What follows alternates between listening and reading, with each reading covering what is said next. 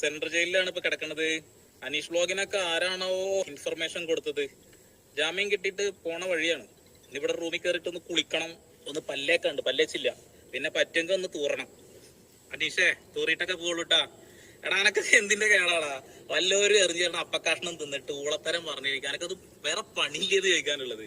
ജാമ്യം കിട്ടാത്ത ഒരു കേസിലല്ല പിടിച്ചു കൊണ്ടുവന്നിട്ടുള്ളത്. ജാമ്യം കിട്ടിയിട്ടുണ്ട്, അതും സ്റ്റേഷൻ ജാമ്യത്തിൽ തന്നെയാണ് പുറത്തിറങ്ങിയിട്ടുള്ളത് എന്നുള്ളതാണ്.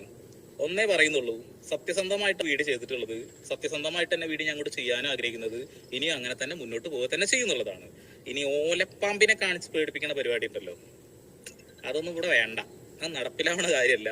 അത് ആരോടെ പറഞ്ഞെന്ന് മനസ്സിലായിട്ടുണ്ടാവും എന്നുള്ളതാണ്. നീതിക്ക് വേണ്ടി ഏതറ്റം വരെ പോകുന്നല്ല പറഞ്ഞുള്ളത്. ഞങ്ങൾക്ക് എന്താ അറ്റം വല്ല മതിൽ കെട്ടി അടച്ചു വെച്ചിട്ടുണ്ടോ? അതിനപ്പുറത്തേക്ക് വേണമെങ്കിൽ നമ്മളും പോകുന്നുള്ളതാണ്. ഇപ്പോഴും സത്യസന്ധമായിട്ടാണ് നിൽക്കുന്നത്. അല്ലെങ്കിൽ നിങ്ങളുടെ സ്നേഹം കൊണ്ടും നിങ്ങളുടെ ഇഷ്ടം കൊണ്ടും മാത്രമാണെന്നുള്ളതാണ്. സപ്പോർട്ട് ചെയ്യുന്നൊരു സപ്പോർട്ട് അറിയിക്കുക.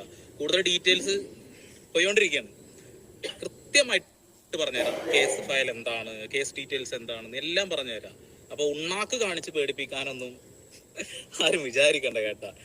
വണ്ടിയിലാണ് നമ്മളെ ഫോണങ്ങ് പോയി കിട്ടീന് കേട്ടോ. ഫോണൊക്കെ അതാണ് ഇതിന്റെ ഒരു കുഴപ്പം. 2 ഫോണ്, ലാപ്ടോപ്പ് ഇതൊക്കെ പോയി.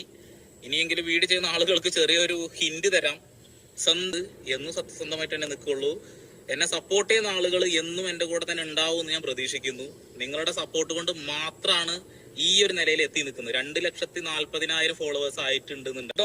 ഫോണ്, അതായത് മൊബൈൽ ഇല്ലേ, വീഡിയോ എടുക്കുന്ന സമയത്ത് സിം ഒന്നും ഇല്ലാത്ത ഏതെങ്കിലും ഫോണിൽ എടുക്കുക, സിം ഒന്നും ഇല്ലാത്ത ഏതെങ്കിലും ഫോണിൽ എഡിറ്റ് ചെയ്യുക. ഒക്കെ സിം ഇല്ലാത്ത ആവശ്യമില്ലാത്ത എടുത്താൽ മതി.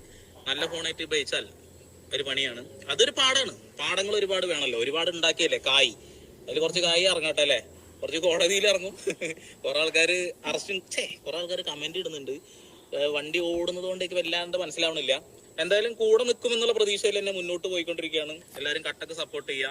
പരമാവധി ഷെയർ. അങ്ങനെ നീതിക്ക് വേണ്ടി സംസാരിച്ച നിഷ്പക്ഷവാദിയായ സന്ദീപ് എടപ്പാൾ എന്ന യൂട്യൂബറെ കേസ് കൊടുത്ത് അറസ്റ്റ് ചെയ്യിപ്പിച്ച് അങ്ങ് ഉയരങ്ങളിലേക്ക് എത്തിച്ചവർക്ക് നന്ദി പറയണം സന്ദീപ് എടപ്പാൾ. ആരുടെ മുഖം നോക്കാതെ അദ്ദേഹത്തിന്റെ ചാനലിലൂടെ വളരെ സത്യസന്ധമായി പറയുന്ന പോലെ തന്നെയാണ് എനിക്ക് തോന്നിയിട്ടുള്ളത്.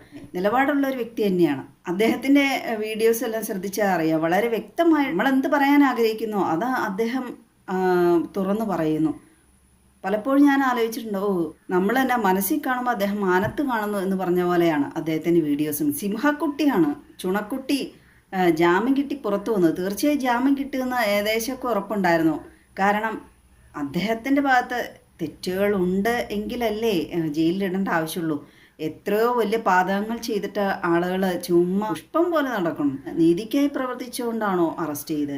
FIR-ൽ പറയുന്നത് സന്ദീപ് കലാപാഹ്വാനം ഉണ്ടാക്കിയെന്നൊക്കെയാണ്. യഥാർത്ഥത്തിൽ കലാപാഹ്വാനം ഉണ്ടാക്കിയത് ഈ സന്ദീപിനെതിരെ വീഡിയോ ഇട്ട അനീഷ് എന്ന ആള് തന്നെയാണ്. കാരണം അദ്ദേഹമാണ് ഈ സന്ദീപ് ഒരു സാങ്കല്പിക കഥാപാത്രമായിട്ടൊക്കെയാണ് അദ്ദേഹത്തിൻ്റെ 5 വീഡിയോസ് പറയുന്നത്, പുരോഹിതനെ കുറിച്ചൊക്കെ പറയുന്നത്. അത് രേണുസുധിയുമായി ബന്ധപ്പെട്ടുള്ള വിഷയനെ തന്നെയാണ് എന്ന് അനീഷ് തറപ്പിച്ച് പറയുന്നു.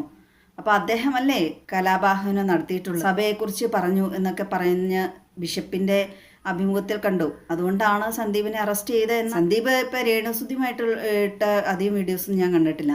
പക്ഷേ കിച്ചുവിനെ സപ്പോർട്ട് ചെയ്തുകൊണ്ടിട്ട വീഡിയോ ഞാൻ കണ്ടിട്ടുണ്ട്. അദ്ദേഹം വളരെ സത്യസന്ധമായി ആത്മാർത്ഥമായാണ് അദ്ദേഹത്തിൻ്റെ വീഡിയോസിലെല്ലാം അദ്ദേഹം പറയാറുള്ളത്. കൂടുതൽ അദ്ദേഹം പറഞ്ഞിട്ടുണ്ട്, യൂട്യൂബ് ചാനലിൽ നിന്ന് കിട്ടുന്ന വരുമാനം കൊണ്ട് അദ്ദേഹം 2 കുട്ടികളെ പഠിപ്പിക്കുന്നുണ്ട്. ആക്ടിയുടെ ഭാഗമായിട്ടായിരിക്കും. അങ്ങനെയുള്ള അദ്ദേഹത്തിൻ്റെ ലാപ്ടോപ്പും ഫോണും എല്ലാം പിടിച്ചു വെച്ച് പോയി എന്നാണ് പറയുന്നത്. കുറച്ച് കഷ്ടമാണ്.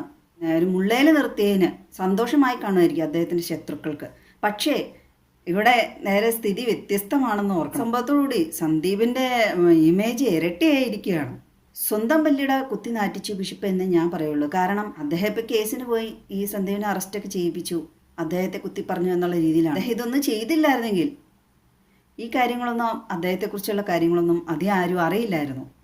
ഇപ്പോൾ ഒരു നെഗറ്റീവ് പബ്ലിസിറ്റിയായി മാറി. മാർപ്പാപ്പനെ വധിക്കാമെന്ന ആളെ പോലും വെറുതെ വിട്ടുകൊണ്ട് മാർപ്പാപ്പ ക്ഷമിക്കുകയാണ് അയാളോട് ചെയ്തത്. മറ്റുള്ളവരെ നയിക്കുന്ന ആട്ടിടയൻ എന്നുള്ള രീതിയിൽ അതൊരു ശരിയായ നടപടി തന്നെയാണോ? ക്ഷമിക്കാമായിരുന്നു, അദ്ദേഹത്തോട് കാര്യങ്ങൾ നിരപ്പാക്കാമായിരുന്നു. എന്താണ് എന്നെല്ലാം സത്യാവസ്ഥ ചോദിച്ച് മനസ്സിലാക്കി. കുറച്ച് നാൾ മുമ്പ് ധർമ്മസ്ഥല എന്ന സ്ഥലത്തെക്കുറിച്ച് ഒത്തിരി വീഡിയോസ് ഇട്ടിട്ടുണ്ടായിരുന്നു. അദ്ദേഹത്തിനെതിരെ കേസ് വരെ ഉണ്ടായിട്ടുള്ളതാണ്. പക്ഷേ പോലീസ് പിടിച്ചുകൊണ്ട് പോയിട്ടില്ല. മതസൗഹാർദ്ദം കാത്തു സൂക്ഷിക്കുന്ന ഒരാളായിട്ടാണ് സന്ദീപിന്റെ വീഡിയോസിൽ നിന്നെല്ലാം എനിക്ക് മനസ്സിലാക്കാൻ കഴിഞ്ഞിട്ടുള്ളത്. അദ്ദേഹത്തെ അറസ്റ്റ് ചെയ്തുകൊണ്ട് പോയെങ്കിൽ സ്റ്റേഷൻ ജാമ്യത്തിൽ തന്നെ ഇട്ടു. അതിന് പോലീസുകാർക്കും പ്രത്യേകം നന്ദി പറയണം. സന്ദീപിനെ അറസ്റ്റ് ചെയ്തുകൊണ്ട് പോകുന്ന വീഡിയോസൊക്കെ സമൂഹ മാധ്യമങ്ങളിൽ വന്നു. അതിൽ എണുവിൻ്റെ ഫാദർ അവിടെ നിന്ന് വേഗം വീഡിയോ എടുക്കാൻ ഫോണും കൊണ്ട് ചെല്ലുന്നു. അത് കാണുമ്പോൾ സന്ദീപിൻ്റെ ഒരു ചിരിയുണ്ട്. നിങ്ങളുടെ കാരണം കൊണ്ടല്ല പോലീസ് സ്റ്റേഷനിൽ വന്ന എന്നുള്ള അറസ്റ്റ് ചെയ്യപ്പെട്ട എന്നുള്ള രീതിയിൽ മന്ത്രിമാർക്കൊക്കെ പരാതി കൊടുത്തിട്ടുണ്ട് ബിഷപ്പ് എന്നാണ് ബിഷപ്പിൻ്റെ അഭിമുഖത്തിൽ കണ്ടത്. അതിന് മാത്രം എന്ത് വലിയ ക്രൈമാണ് സന്ദീപ് ചെയ്ത. ഞാൻ പറഞ്ഞു വരുന്നത് ക്രിസ്തുവിൻ്റെ ക്ഷമ കാണിക്കണമായിരുന്നു ബിഷപ്പ്.